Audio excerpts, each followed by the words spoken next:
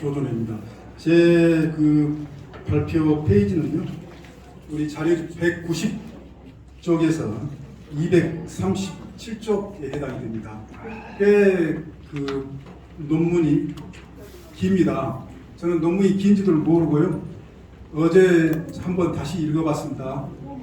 읽어보니까는 우리 그 토론자 선생님과 우리 사회자 지금 보시는 백왕식 교수님 그리고 종합토론 해주실 박경규 교수님에게 갑자기 미안한 마음이 생기더라고요. 너무 논문이 길어가지고 저도 읽어내는데 제가 썼는데 아주 힘들었습니다. 시간이 많이 걸려서 그래 죄송스러워 미안한 그런 마음이 들었는데요. 그래 이 전부 그 발표하려고 욕심을 냈다가는 안 될 것 같습니다. 그래서 간략하게 제가 그 요지만 정리해드리는 그런 발표를 하도록 하겠습니다. 그 저희 그 자료집에 보시면은요 280페이지를 한번 보시기 바랍니다. 거기에 그 오성 조윤석 님이 그 큰스님에 대한 기억에 대해서 글을 쓰셨는데요. 혹시 그 오성 조윤성님 오셨습니까? 여기에요? 오셨나요? 예. 거기에 그 주제가 제목이 빛으로 놔두셨던 스승 청학 큰스님 그렇게 되어 있죠. 그리고 거기에 이제 페이지로 280페이지 보면은요 이렇게 되어 있습니다. 그 오성 거사님께서 이 큰스님을 처음 뵙고 이 큰스님의 신도가 된 그 인연에 대해서 이렇게 글을 쓰셨는데요. 큰스님을 모시고 첫 번째 법회가 열리던 날 큰스님을 처음 배웠던 순간을 잊을 수가 없습니다.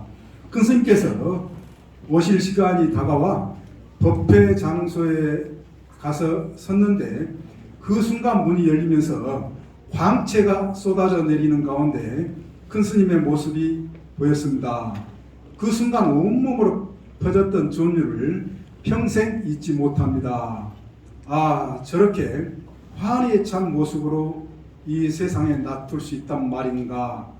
이렇게 그 큰스님에 대한 기억을, 첫 기억을 쓰셨습니다. 그런데 이 기억과 비슷하게 오늘 성전스님 안 오신 것 같습니다. 그 불교 방송과 불교 TV에 이렇게 가끔 나오시는 큰스님의 제자가 있으신데요.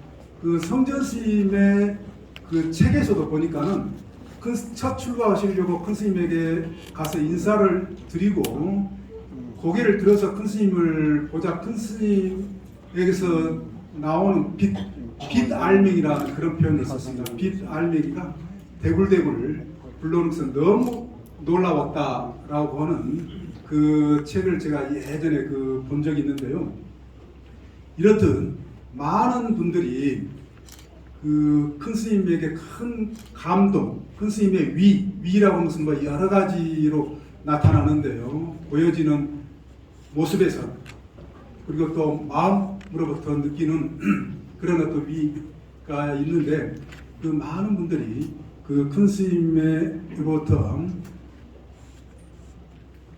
낮추는 그 빛에 대한 이야기들을 많이 하고 있습니다. 마찬가지로 또 이렇게 제가 한번 읽어보니까는요, 오늘 여기 와 계시는데요, 권수영 시인님, 여기 페이지가 290페이지에 큰스님의 그 위 가운데 하나가 그렇게 두 번째 단락이에요. 290페이지에 큰스님은 중력의 무게를 벗어나셔서 호공을 가볍게 사뿐사뿐 걸어오셨습니다.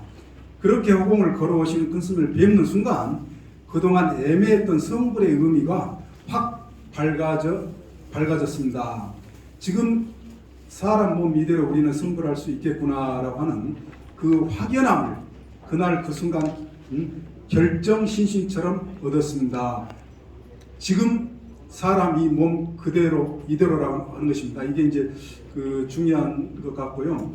그리고 301페이지에 저도 그 청학 큰스님과의 인연 여기에서도 제가 읽어보니까 저거 비슷한 것 같아요. 그 권세영 시인님의 그래 저도 그 301페이지에 제가 89년도에 태안사에 여름방학 때 그 종중당 시민석방에 있으면서 항상 그 큰 스님 또 태안사 금강선원의 스님들과 대중공양을 한 그 방에서 했습니다. 그러면서 이제 이렇게 항상 큰 스님께서 이 걸어오신 모습을 볼 수가 있었는데요. 그때 저도 오랫동안 그 잊을 수 없는, 매 보면서 느끼는 게요. 큰 스님의 걸어오신 모습이 마치 땀을 닿지 않고 사뿐사뿐 하늘을 나는 듯이 느껴지곤 했습니다. 지금도 선수에서 말하는 경안의 경지란 바로 이러한 것이 아닌가 생각해 봅니다. 이렇듯이 이 보면은 그 큰 스님에 대한 그 느낌이라고 할까요? 기억들이 굉장히 비슷비슷한 그런 경우들이 많습니다. 그래 우리가 이제 여기서도 이제 알 수가 있듯이요. 연불선 또 실상연불선 관련해서 이 빛 개념이 상당히 중요하다라고 하는 것입니다. 우리 이런 지금 12차에 걸쳐서 그 학술 세미나가 열리는데요. 가만히 오면서 생각을 해보니까는 11차도 여기서 있었습니다. 그런데 그때가 19년도였고요. 그때 코로나로 다 준비가 됐었는데 못한 겁니다. 그래서 정확히 4년 후에 같은 장소, 물론 같은 정확히 그 승달 예술회관인데요. 더 큰 강당에서 했습니다. 그때는요. 지금은 이제 우리가 그 갑작하게 이렇게 장소 변경을 하는 바람에 좀 적은 이 강당으로 해서 좀 하게 됐는데요. 그때 지금 그렇게 왔는데 가만히 생각을 해봅니다. 이렇게까지 이렇게 진행되기에 그 공덕이라는 게 어떤 분이실까라고 하는 큰 스님의 사상을, 법을 선양하는데 이 학술 세미나가 이렇게 행해지기가 쉽지 않습니다. 여러 여건상요. 그런데 가만히 생각해보니까 무상스님 여기 지금 와 계시는데요. 무상스님과 우리 그 박선자 교수님의 큰 스님에 대한 큰 신심, 달리 또 충성심이라고도 저는 그렇게 표현을 하고 싶은데요. 그게 아니면 이렇게 오기가 힘들었구나. 그런데 그 무상스님의 그 집요한 그 큰 스님에 대한 어떤 충성심은 저도 가끔 이렇게 스님의 그 말씀을 들으면서 감동을 받는데, 그 스님의 말씀이 가장 중요한 어떤 그 강조점이 뭐냐면요, 정체성. 큰 스님 가르침의 정체성을 먼저 밝히는 게 아주 중요하다. 그걸 아주 반복적으로 강조를 하십니다. 그리고 그런 점에서 우리가 이제 우리 그 제목에서 정통 불법의 제천명, 굉장히 센 그 제목인데요. 또 항상 이 센 제목을 우리 그 무상스님께서 또 박선자 교수님께서 고집을 하시는 게 상당한 이렇게 현재까지 오게 한 그런 어떤 힘이, 동력이지 않나, 그런 생각을 해봅니다. 이와 같이 그 연불선은 또 청하 큰 스님과 관련해서는 빛 개념이 이제 중요하다라고 제가 말씀드렸는데요. 그 빛 개념, 아까 우리가 아미타불에 관한 논의들을 전 그 발표 시간에 아주 집중적으로 했습니다. 그 아미타불을 한문으로 옮긴 말이 바로 이 무량광불입니다. 무량광불에 대한 청하 큰 스님의 법문집에 무량광불을 어떻게 표현을 해 놓으셨냐면요, 끝도 갓도 없는 비대 부처님이라고 하는 그런 말, 끝도 갓도 없는 비대 부처님, 우리말로 풀어놓으신 겁니다. 굉장히 많이 반복적으로 말씀을 하십니다. 우리 그 자료집 맨 뒤에도요, 맨 뒷페이지 한번 봐보십시오. 거기에 큰 스님의 그 법어집에 무량무변한 자리에, 무량무변한 자리라는 것은 끝도 갓도 없는 무량광불, 아미타불을 의미합니다. 무량공덕을 갖춘 청정적강이 충만해 있구나. 큰 스님의 이런 말씀이요. 그리고 빈 가운데 다만 비어있지 않고서 불성광명이 충만한 자리, 모두를 찬란한 불성으로 봅니다. 그 자리가 바로 실상입니다. 또요, 우주가 확 열려서 천지 우주가 그야말로 부처님 광명으로 충만되어 버려야 이른바 참다운 참말로 견성 모드인 것입니다. 해서 전부 반복되는 게요, 광명, 빛이 아주 중요한, 즉 우리한 광불 아미타불을 의미를 하고 있습니다. 그래 우리는 제 그 논문에서 이제 우리가 그 인도 불교 전적에 나타난 연불선의 성립과 개성으로 이렇게 되어 있는데요. 이 제목 또한 사실은 그 무상스님과 박선자 회장님의 그 계획에 의해서 정체성을 밝히는 계획에 의해서 이렇게 이제 잡혀진 겁니다. 사실은요. 이 기획 계획을 여러 번에 걸쳐서 이렇게 거쳐오는 과정에서요. 그러면은 우리가 이제 제일 그 학술 세미나가 중요한 게 이 근거를 밝히는 겁니다. 논리적 근거를 밝히는 것도 중요하죠. 그걸 이증이라고 불교에서 그럽니다. 또 경전적 근거를 밝히는 것은 경증이라고 합니다. 경전적 근거를 밝혀야 됩니다. 큰 스님께서 말씀하시는 이 연불설, 이 실상연불설의 이 경전적 근거가 어디에 있는가라고 하는 것입니다. 그 경전적 근거는 이 대단히 분명하다라고 하는 것입니다. 우리나라 지금 가나선이나 많은 우리 동아시아의 불교 종파라든지 이 문도에서 행해지고 있는 그 불교 수행의 경전적 근거, 이거 제시하기가 상당히 힘듭니다. 제가 그 불교학 전공하고 오랫동안 학교에서 토론은 그 데서요, 그걸 저는 분명히 느끼고 있습니다. 그런데 가장 그 경전적 근거를 분명하게 이 제시하고 있는 우리나라 동아시아에서 그 스님은 바로 이 청학 큰 스님이시다라고 하는 것입니다. 그 경전적 근거로서 일단은 큰 스님께서 정토 삼부경을 말씀해 주고 계십니다. 그 정토 삼부경 우리 그 자료집 뒷페이지 안에요, 큰 스님의 번역 경전으로도 그렇게 되어 있죠. 예, 큰 스님께서 굉장히 아주 심혈을 기울여서 이 번역하셨습니다. 그래서 저도 늘 보고 있는 이 경전인데요. 그 정토 삼부경에 아미타불 부처님에 관한 이 가르침과 어떻게 하면 궁극적인 경지로 우리는 도달할 수 있는가, 중생의 입장에서 그 부분이 바로 설해져 있는 겁니다. 그런데 이 정토 삼부경에 나오는 아미타불은요, 사실은 이 대승불교 경전, 그야말로 대승경전이 대장경이라고 했을 때는요, 굉장한 그 많은 경전들이 있습니다. 그래서 우리 그 불교를 공부하는 입장에서요, 불교 경전은 너무 많아가지고 무엇을 꺼내다 써야 될지 참 난감할 때가 있다. 교회 다니는 사람들이라든지 뭐 다른 종교에서 성경이라든지 양이 얼마 안 되지 않습니까? 그런데 부처님의 이 45년 동안 이 설법의 이 가르침은 그 제자들에 의해서 굉장히 집요하게 이런 어떤 가르침은 제대로 이 후대에 물려져야 된다라고 하는 그런 어떤 입장에서 이 스님들께서 아주 굉장히 고심을 해서 철두철미하게 이 부처님의 가르침을 이 기억을 하고 그리고 잘 편집을 해서 후대에 물려주려고 했던 것이 바로 현재 우리나라 해인사의 이 8만 대장경으로까지 이렇게 남아 있게 되는 것입니다. 그래서 그 많은 분량의 이 경전들 속에서 우리는 자칫 빠져가지고요, 수렁에 빠지고 금불에 빠져서 헤어나올 수 없을 정도로 양이 많죠. 그래서 이 불교 공부를 하는 데에서는 선택과 집중이 필요로 하다라고 하는 것입니다.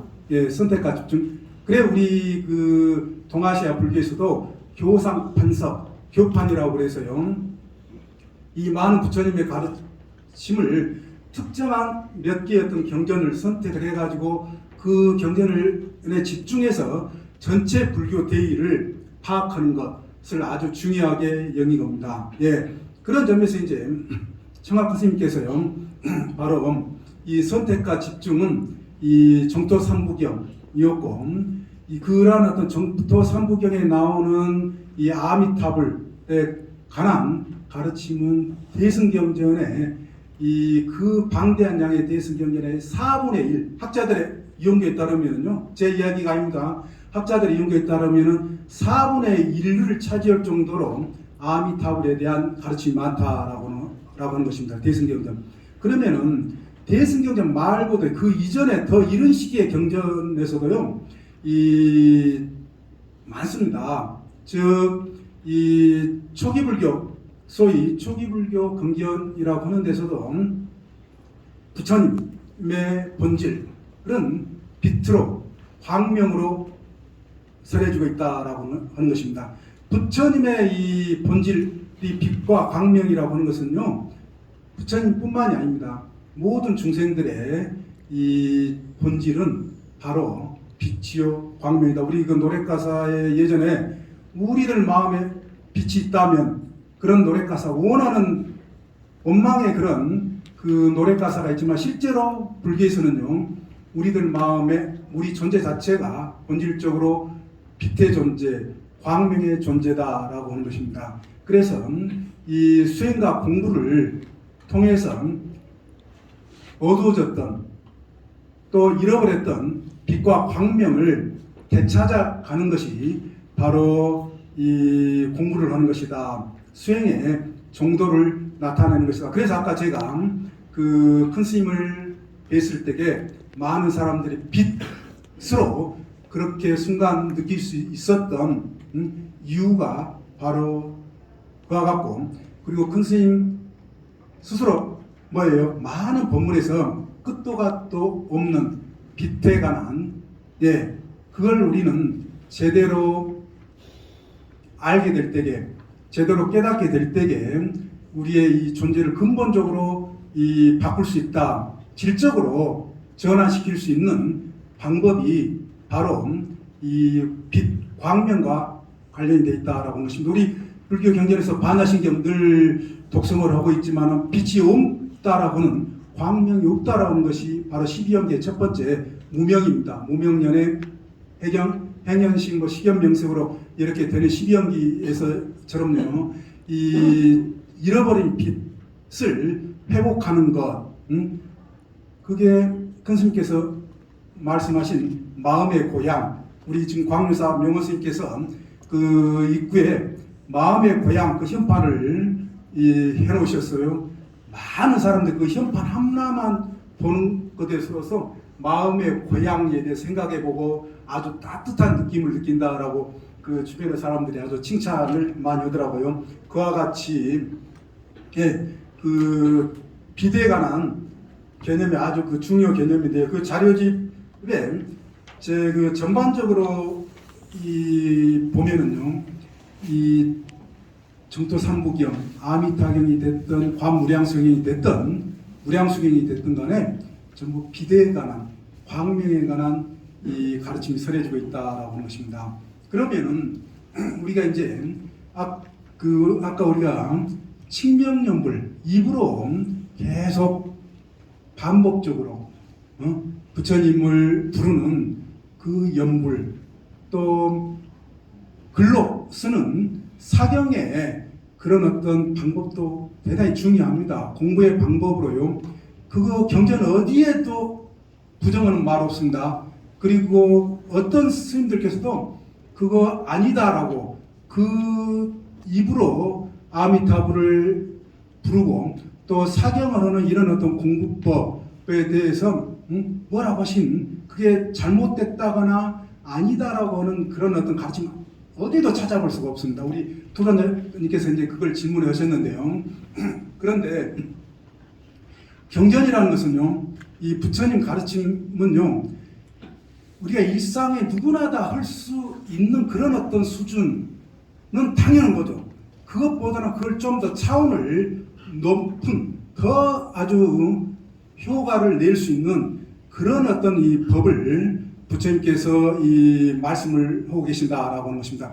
그 말씀이 바로 이 우리가 염불 더하기 선으로 돼 있는 선의 방법이다. 우리가 선하면 굉장히 어렵고 뭐 힘든 그런 것으로 이렇게 생각을 하고 그렇지만은요, 이 사실은 그런 것이 아니라 어떻게 하면은 더 효과적으로 우리 어떤 근본 어떤 존재의 어떤 본질로 실의 어떤 상태로 전환시킬 수 있는가라고 변화시킬 수 있는가, 이런 방법이 바로 이 선법입니다.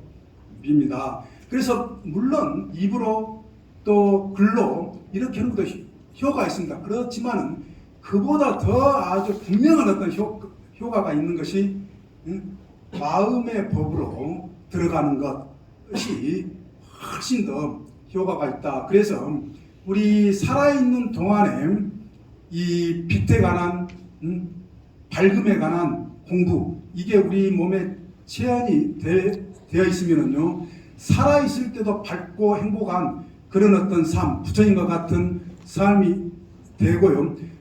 또 그런 어떤 되는 정도만큼, 그런 어떤 수준만큼 죽어서도 그와 같은 수준의 세계와 연결이 된다라고 하는 것이 바로 이 아미타경과 관무량수경, 그리고 무량수경에서 반복적으로 아주 강조적으로 설해주겠습니다. 제가 이해하는 바는 그렇습니다. 그래서 우리가 이제 그 연불법에 있어서도 왜 큰 스님께서 그토록 이 연불섭, 특별하게 성토종에서도 연불을 칭명연불로 대단히 강조를 합니다. 그렇지만은 큰 스님께서 왜 특별하게 이 연불선이라고 했던가라고 하는 것은 이미 경전에서 연불삼매라고 하는 말에서도 너무나도 증명이 되고요.